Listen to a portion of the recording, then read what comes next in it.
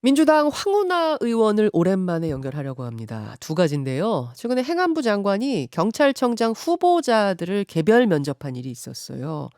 또 마치 법무부에 검찰국 있듯이 행안부 안에도 경찰국을 두려는 움직임이 지금 있는데 이것들에 대해서 강력하게 문제 제기를 하고 있는 사람이 황운하 의원입니다. 게다가 민주당 내부로 가자면 철험의 해산 요구가 터져 나오고 있는데 황 의원이 철험의 소속이기도 해서요. 오늘 여기에 대한 입장도 들어보려고 합니다. 민주당 황운하 의원 직접 연결해 보죠. 황 의원님 안녕하세요. 네, 안녕하세요. 예, 당내 얘기 먼저 좀 하고 지나가겠습니다. 그러시죠. 네, 황운하 의원님 철험의 소속 맞으시죠? 맞습니다. 예, 지금 한 20명 정도 되던가요? 철험회가? 22명입니다. 22명. 네. 민주당 이원욱 의원의 수박 사진에서부터 시작된 논란, 그리고 철험의 해산 요구, 어떻게 생각하십니까? 처음에는 일단 그 개파 모임은 아니고요. 음, 예, 검찰을 포함한 권력기관 개혁 방안에 대한 연구 모임 또는 공부 모임으로 시작했고요. 지금 국회에 등록된 연구단체입니다. 예, 이원욱 의원님이 말씀하시는 그 충정은 충분히 이해합니다. 어허, 당의 통합을 위해서 또는 혁신을 위해서 또는 이제 대선 지선 패배에 대한 어떤 반성, 예, 성찰이 필요하기 때문에 이런저런 말씀하시는 거에 대해서 충분히 그 충정으로 이해합니다만은 일단 처음에는 보스가 있는 개파 모임이 아닙니다. 또 연구 중심 개파 모임도 아니고요. 예. 그리고 일부 언론에서는 강경 개혁파 의원들로 이렇게 보도되고 있지만은 사실 면면을 살펴보면 합리적이고 온건한 성향을 가진 분들이 대부분입니다. 그리고 이분들이 이제 무엇보다도 사적인 이해관계에서 벗어나서 시대적 과제라고 볼 수 있는 정치개혁이나 검찰개혁의 그 과정에서 자신이 기꺼이 순교자가 될 수도 있다라고 하는 그런 이제 어떤 헌신의 각오가 돼 있는 분들이거든요. 순교자요? 순교자? 네, 자신이 희생이 돼도 정치개혁, 검찰개혁의 어떤 그 시대적 과제에 예, 예, 자신이 살신성인할 수도 있다. 예, 네, 사적인 이해관계, 정치적인 이해관계를 초월해서 그렇게 할 수도 있다라고 하는 그 소명으로 생각하고 있는 분들이 대부분이거든요. 네, 그래서 그럼에도 불구하고 이러한 그 선의에도 불구하고 철험의 해체 요구가 나오는 데 대해서는 우선 철험에도 스스로 자신을 돌아볼 필요가 있겠죠. 네, 제가 말씀드리고 싶은 것은 지금 당이 직면한 위기 상황에서 섣불리 남의 탓은 서로 좀 자중자애하는 게 좋겠다라는 생각하고요. 다만 철험에도 지금의 위기 상황에 일정 부분 책임이 있다는 지적에 대해서는 겸허한 마음으로 받아들여야 한다고 생각합니다. 알겠습니다. 그런데 이제 철험의 해체가 그럼 정답이냐? 네, 이에 대해서는 고민이 필요합니다. 왜냐하면 철험에 대해서 그 지금까지 활동 성과나 앞으로의 활동 방향에 대해서 기대하고 응원하는 의원들, 그러니까 동료 의원들 또 우리 당원들의 목소리도 경청할 필요가 있거든요. 경청해서 결정할 문제지 섣불리 뭐 해산해라 이렇게 개인 의견 얘기할 건 아니다 네, 그럼 오히려 말씀이세요? 섣불리 그런 주장을 하다 보면 분열이 촉진될 수 분열이 있습니다. 될 수 있다. 근데 지금 온건한 분들도 많이 계시다고 했는데 또 네. 중간에 순교자 같은 역할을 자임하는 분들이다 하니까 뭔가 온건과 순교자는 잘 안 맞는 느낌이에요, 황 의원님. 네, 뭐 신념을 지키는 것과 합리적이고 온건한 성향은 병행, 양립 가능하다고 봅니다. 알겠습니다. 그러니까 이원웅 의원의 SNS 글을 뭐 요약하면 이런 거더라고요. 다른 의견을 말하는 의원들을 향해서 수박이라고 공격하는 지지자들. 그들은 팬덤이 아니고 정치 훌리건이다. 근데 그 정치 훌리건의 편을 누가 드는가 봤더니 친명 의원들이고 철험의 의원들 아니냐. 그러니까 철험의 해산해라. 이게 이렇게 연결이 되더라고요.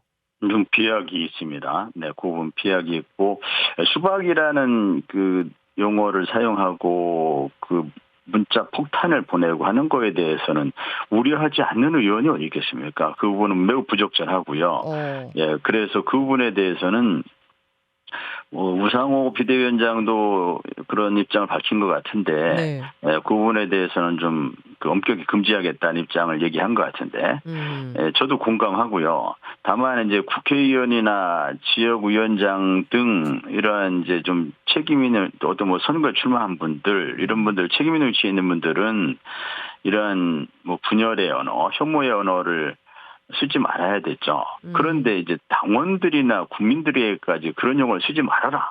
네. 이렇게 얘기하는 것은 저는 좀 또 다른 그 비판에 직면할 수 있다고 봅니다. 아, 우상호 이제 위원장이 수박이란 단어 쓰면은 가만 안 두겠다고 하는데 그게 당원들한테까지 향하면 안 된다고 보세요? 당원들과 국민들로부터는 이 국회의원이라든지 지역위원장이라든지 이런 분들은 과도하다 싶을 정도의 공격을 감수해야 될, 수인해야 될 의무가 있다고 저는 봅니다. 그런 부분을 물론 이제 예. 우리 책임 있는 의원들이 그런 용어를 쓰지 말아달라고 그분들에게 자제를 요청해야 되고 또 문자 폭탄 보내지 말아달라. 이것은 그 좋은 방법이 아니다. 당내 민주주의의 좋은 방법이 아니다. 이런 그 자제를 촉구하는 것은 저는 필요하다고 보고요. 네. 근데 다만 그게 이제 지금 잘 안 되고 있잖아요. 잘 안 되고 있고 그 이른바 그런 문자를 보내시는 분들이 도를 넘어서 아예 다른 의견이 나오는 것 자체를 막아버리는 구조. 여기에 대해서 민주당 의원들이 굉장히 답답해 하시더라고요. 그리고 지금 어떤 특정의 목소리가 과대표되고 있는 것이 지금의 민주당 참패, 연속 참패의 상황을 만든 게 아니냐. 이렇게까지 되면 뭔가 좀 더 적극적으로 그런 분열의 언어, 뭐 수박이란 언어, 다른 의견 막는 언어 쓰는 것은 나서서 금지시켜야 되는 거 아니냐. 이게 이제 우 위원장 생각 같은데요. 원론적으로는 공감하고요. 공감하는데 당원들의 목소리 중에는 그런 목소리도 있습니다. 그러니까 그 우리가 어떤 그 민주당에 대해서 그 당원으로서 예. 이러이러한 부분을 그 요청을 할 수 있는 것은 우리의 권리이고 우리가 권리당원인데 우리의 권리이고 우리 당원들이 주인이라면서 그런 목소리 내는 것조차 왜 막느냐. 그런 얘기를 듣지 않도록 좀 더 잘했으면 되지 않느냐. 이런 의견도 있기 때문에 그런 부분도 같이 경청해야 된다고 봅니다. 그 문자 폭탄 보내는 강성 팬덤하고 철험회가 연관돼 있다고 보는 의원들은 이런 사례를 얘기하더라고요. 그 검수완박의 안건으로 올랐던 지난 4월 5일 비공개 의원총회 분명히 비공개였는데 한 유튜브에 실시간으로 검수완박법 반대 의견 낸 의원들 이름이 쭉 올라가고 뭐 오적이다 이래가지고 이분들 전화번호 공개되고 막 좌표 찍히고 이거 결국 비공개 회의 안에 있던 철험회 의원 중에 누가 하나 그쪽으로 쏴준 거 아니냐 이렇게 의심하시던데. 그분들이 이제 좌표가 찍히고 공격받고 한 것은 대단히 잘못된 일이죠. 예. 그런 일이 있어서는 안 되는 거고요. 그 당내 의총이 외부에 발언 내용이 공개되는 건 대단히 잘못된 일입니다. 그렇죠. 그건 있어서는 안 되는 일이죠. 예. 그분들이 좌표가 찍혀가지고 집단으로 문자폭탄 공격받는 건 대단히 잘못된 일입니다. 거기에 만약에 철험회가 관련돼 있다면은 그 철험회가 그에 대해서 그 책임을 져야 될 만큼 그건 매우 잘못된 일이라고 봅니다. 다만 그 부분이 이제 철험회 의원이 과연 관련된 것인지에 대해서 저는 그 증거가 있는 증거를 가지고 말씀하시는 건지 막연한 의심 아닌가. 여러 경로로 그것이 알려질 수 있거든요. 철험회 소속이 아닌 재선 3선 의원님들 중에서도 그때 굉장히 이 강경한 발언하신 분도 많이 있거든요. 예. 그래서 이제 반드시 철험회 의원들을 통해서 그것이 외부에 알려졌다라고 보는 것은 좀 근거가 명확하지 않으면 그건 철험회에 대한 부당한 공격이라고 생각합니다. 아마 아까 말씀하셨다시피 이 검찰 개혁법 뭐 이런 거에 대해서는 순교자 같은 마음으로 철험회가 나선다 하니까 아마 그게 철험회 아니겠느냐 이제 이렇게 된 것 같아요. 물론 이제 그렇게 의구심을 가질 수는 있겠습니다만은 섣불리 철험회로부터 철험회 의원이 그것을 외부에 공표했다 이렇게 그것을 기정사실화하는 것은 그것은 부당한 공격이라고 생각합니다. 알겠습니다. 민주당의 황운하 의원 지금 만나고 있습니다. 주제를 좀 바꿔보죠. 경찰 얘기인데요. 지금 경찰청장이 공석인데 최근에 이상민 행안부 장관이 차기 경찰청장 후보군 6명을 면접했다는 게 알려졌습니다. 황운하 의원께서는 강력하게 문제 제기하셨네요. 대단히 부적절한 일이고요. 제가 35년 경찰 생활하면서 이런 사례를 본 적이 없습니다. 그 장관께서는 자신이 재청권자라는 것을 그 명분으로 내세우는 것 같더라고요. 그러니까 인사제청을 대통령한테 해야 되는데 그렇죠. 잘 예. 모르는 분들을 어떻게 인사제청하느냐. 그래서 한번 이렇게 과거에도 만나서 얘기 나눈 거다. 과거에도 장관들이 다 재청권이 있었고요. 네, 그 지금 이상민 장관만 갑자기 재청권을 가진 게 아닙니다. 더구나 이상민 장관은 윤석열 대통령의 충암고 서울대 후배인 핵심 측근으로 알려져 있습니다. 예. 이분이 직접 나서가지고 그 면접을 했다는 데 대해서 이것이 이제 더 부적절하게 비춰질 수밖에 없죠. 이걸 길들이기로 안 볼 수가 있겠습니까? 길들이기 하는 매우 부적절한 처신이라고 보고요. 아무리 선한 의도로 포장을 한다 하더라도 이것은 대통령께서 자신의 최측근을 한 명은 법무부 장관에 보내서 검찰을 완전히 장악에 성공했다고 보는 거죠. 또 한 명은 행안부 장관에 보내서 경찰을 완벽하게 장악하고 이 경찰을 장악하기 위해서 우선 입맛에 맞는 치안 정감들 그걸 행안부 장관이 다 면접을 해가지고 일종의 충성 맹세를 받아가지고 경찰청장 그 중에 하나 뽑고 이런 일련의 과정. 충성 맹세를 받기 위한 작업이었다고 보세요. 그 면접 과정이. 그렇게 볼 수밖에 없지 않습니까? 면접을 하다 보면은 대통령 그 최측근이라고 하는 장관이 면접을 하면서 그 면접에 불려간 신입사원도 아니고 면접에 불려간 그 치안 정감 그 고위 간부들이 자신이 경찰청장이 되기 위해서는 장관한테 무슨 얘기를 해야 되겠습니까? 뻔히 예상되는 거 아닙니까? 알겠습니다. 그래서 이것은 매우 부적절한 일이라고 봅니다. 더구나 행안부 장관 이상민 장관이 경찰 업무에 대해서 굉장히 왜곡된 인식을 갖고 있더라고요. 이 경찰 사무의 99.9%가 일반 행정 업무라고 판단하더라고요. 이것은 경찰 사무가 크게 나누면 범죄 예방과 수사입니다. 거의 경찰 업무의 절반이 수사입니다. 더구나 이제 과거에 이제 수사권이 검찰에게 독점되던 시절에 그 검찰권 남용의 폐해가 매우 컸기 때문에 그에 대해서 경찰의 수사의 비중을 늘려가는 상황에서 이 경찰 업무는 다 일반 행정 업무 아니냐. 그러니까 경찰의 독립성도 필요 없는 거다. 이렇게 거의 망언 수준에 발언하셨거든요. 알겠습니다. 그 왜곡된 구조를 가지고 있는 분이 면접까지 했으니 이건 문제가 심각하다는 말씀이고 그 와중에 행안부가 경찰국이라는 신설 조직을 지금 하나 만들려고 하고 있다는 얘기가 들려요. 법무부에 검찰국 있듯이 행안부에도 경찰국 두겠다. 이게 뭐 언뜻 들으면 있을 수 있는 일 같은데 여기도 강력하게 반발하시네요. 얼뜻 들으면은 그 법무부에 검찰국 있는 것처럼 행안부에 경찰국 두면 되지 않겠냐.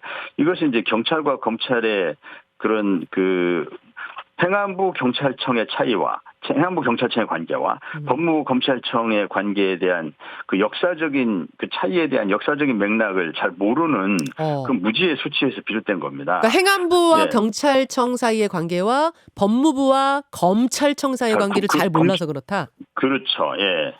지금도 이제 정부조직법이나 검찰청법에서 검찰 사무의 최고 감독자는 법무부 장관으로 되어 있습니다. 그것은 검찰청법, 정부조직법 만들어진 이후 한 번도 변화된 적이 없었고요. 맞습니다. 그런데 행안부와 경찰청의 관계에 있어서는 과거 3.15 부정선거도 거치고 박종철 열사 고문치사 사건도 거치고 하면서 민주화 이후에 장관의 사무에서 치안의 사무를 삭제했습니다. 그러니까 장관은 치안 사무에 대한 그 감독권이 없습니다. 그 이유가 있거든요. 그 이유가 있는 겁니다. 경찰의 중립성, 독립성을 보장하기 위한 그 이유가 있었던 거군요. 그런데 제가 이걸 길게 설명하면 엄청 길어서 어떻게 짧게 설명할지 말하자면 1987년 이전으로 돌아가는 거다. 그렇게 보시면 그런 발상이죠. 그래서 경찰청이 독립적으로 개청된 그런 역사적 맥락에 대한 이해 부족에서 비롯된 것으로 봅니다.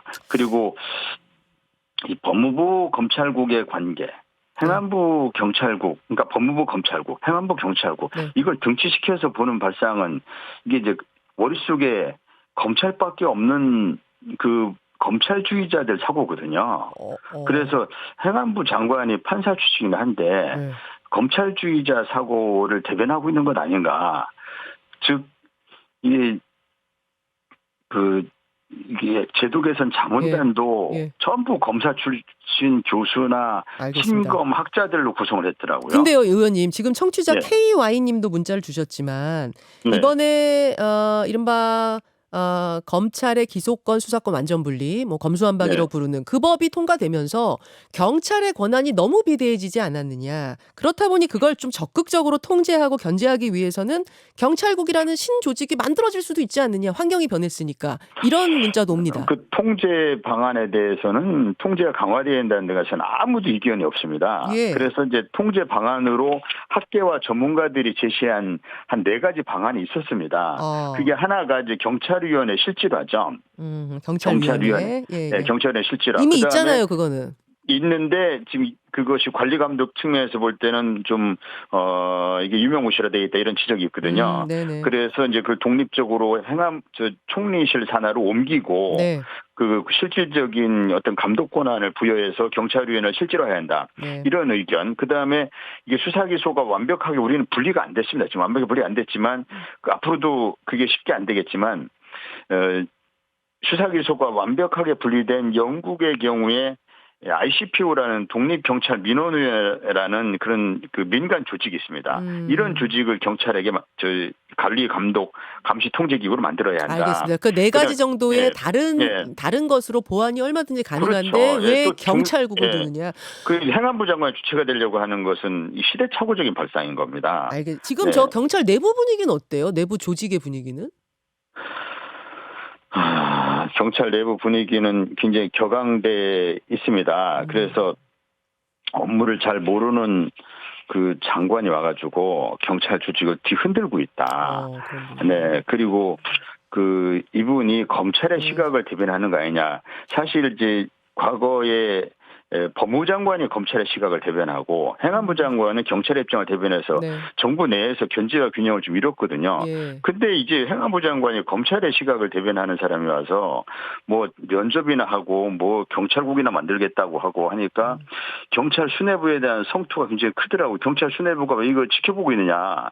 경찰 수뇌부는 자존심도 없느냐. 돈이 없지 가오가 없냐. 뭐 이런 그 좀 격한 반응들이 나오고 있고요. 자괴감이 든다. 뭐 이런 좀 굉장히 좀 동요를 보이고 있는 걸로 파악되고 있습니다. 지금 한 1분밖에 시간이 없지만 이 질문이 하나 들어왔네요. 그 앞에서 저희가 김건희 여사 봉하마을행 이거에 대해서 뉴스를 전해드렸더니 뭐 이런저런 문자들이 많이 들어옵니다. 황 의원님 생각은 어떠세요? 요 사이에 이 김건희 여사 행보?